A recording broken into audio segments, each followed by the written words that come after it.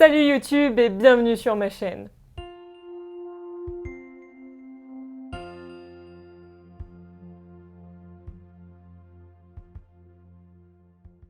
Je poste cette vidéo avec un peu de retard, mais ce dernier mois a été très chargé.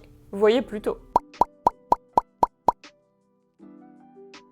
Voici les cosplays presque terminés. Ça a été long et fastidieux, et sachez que je ne recommande absolument pas de se lancer sur 3 projets simultanément. Mais si on s'intéressait aux étapes. Allez, c'est parti! J'ai reçu ce mois-ci les perruques de Kifré et Triss, ainsi qu'un jupon et des bottes que j'avais commandés sur Vinted. Ce n'était que la deuxième fois que je manipulais des perruques, ainsi, dans le stress de l'action, je n'ai pas filmé. Pour Triss, je me suis contentée de lisser ses cheveux au maximum à l'aide d'un fer à lisser et de couper la frange dans les mèches du devant avant d'en refixer certaines au pistolet à colle pour redonner du volume. J'aurai sûrement encore des modifications à faire le mois prochain. Le jupon était trop long et dépassait de sous la robe, j'ai donc coupé environ 25 cm avant de me rendre compte que c'était un peu trop et de recoudre une partie à la machine.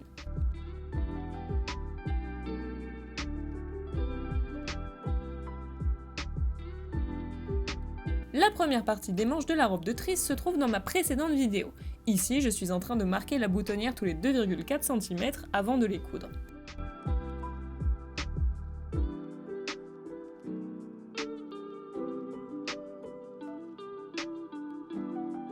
Il ne reste plus que la cape et le chapeau.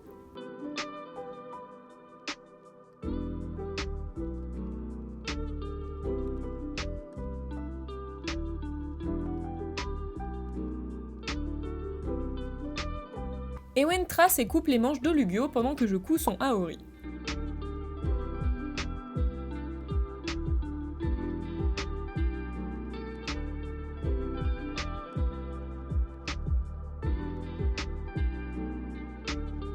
Voici la partie basse des manches pour Olugio. Ici, j'ai fait un ourlet. Et sur la partie haute des manches, j'avais créé un petit couloir pour pouvoir passer un élastique, comme ceci, pour pouvoir attacher le bas des manches au chemisier. Mais finalement, j'ai changé d'avis. Je pense que je vais coudre les manches directement sur le chemisier, en assemblant d'abord les parties latérales et ensuite en créant des fronces pour que ça corresponde directement aux manches du chemisier. On va voir ce que ça donne. Puis je teins une vieille ceinture avec une bombe couleur cuivre.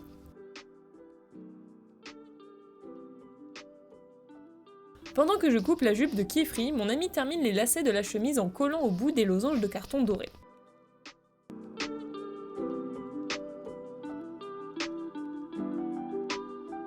Puis dans 2 disques en bois, elle grave au Dremel des cercles avant de les passer à la bombe de la même couleur que la ceinture. Et puis, la veille de la convention, je voulais finir son chapeau à 22h. Après avoir monté un cône avec du tissu noir et du thermocollant, je coupais un biais dans du satin doré que j'épinglais sur le bord du chapeau.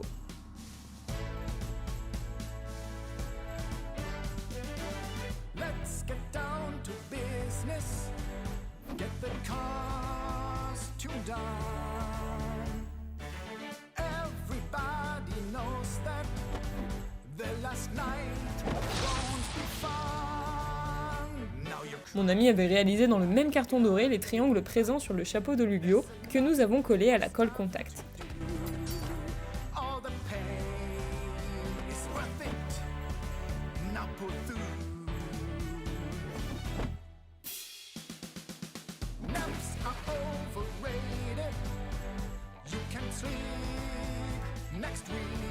Il ne manque alors plus que la cape.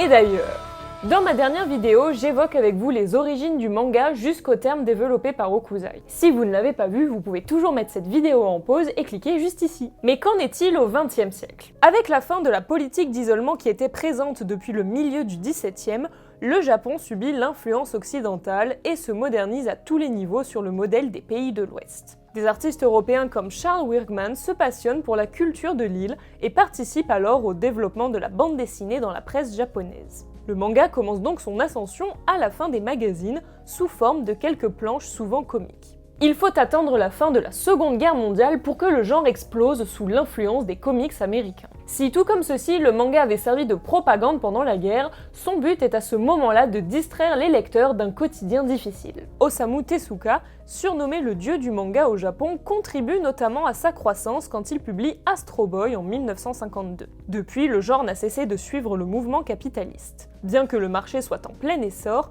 l'arrivée de la télévision dans les années 60 pousse les mangaka à sortir des planches chaque semaine pour rivaliser avec la fréquence de sortie des dessins animés. Ce système au rythme effréné est toujours le même aujourd'hui, ouvrant des débats éthiques sur la santé des auteurs. C'est dans les années 70 que le manga fait son apparition en France et atteint son apogée dans les années 90-2000. En 2021, c'est 47 millions de mangas qui sont vendus en France, qui est alors le deuxième pays le plus consommateur du genre, juste derrière son créateur. J'ai assemblé 2 bandes de faux cuir que j'ai divisées en 3.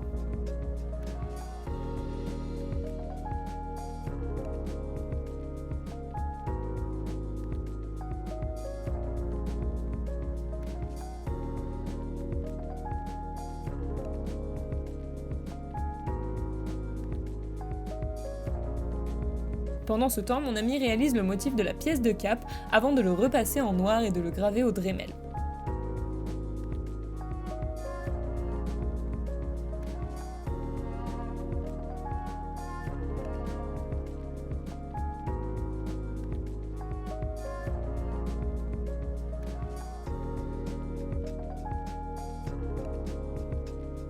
Puis nous l'avons passé à la bombe dorée. Pour la robe de Kifri, j'ai repris le même patron que pour Olugyo, c'est-à-dire celui de la jupe de Madame Champignon. Sans doublure, j'ai choisi la solution la plus simple en cousant un ourlet puis une fente à l'arrière. À cela, j'ai ajouté une ceinture et les bretelles que j'ai doublées et froncées, mais que vous ne pourrez pas voir dans cette vidéo puisqu'il était 1h du matin avant la convention quand je l'ai fini. Et c'est donc la fin de cette vidéo. J'espère qu'elle vous a plu, si c'est le cas, n'hésitez pas à me laisser un pouce en l'air et à activer la cloche pour ne pas rater le reveal des 3 cosplays le mois prochain. Rejoignez-moi aussi sur Instagram, Facebook et TikTok où je poste toujours plus de détails sur mes contenus. En attendant, je vous dis à dans un mois et prenez soin de vous. Je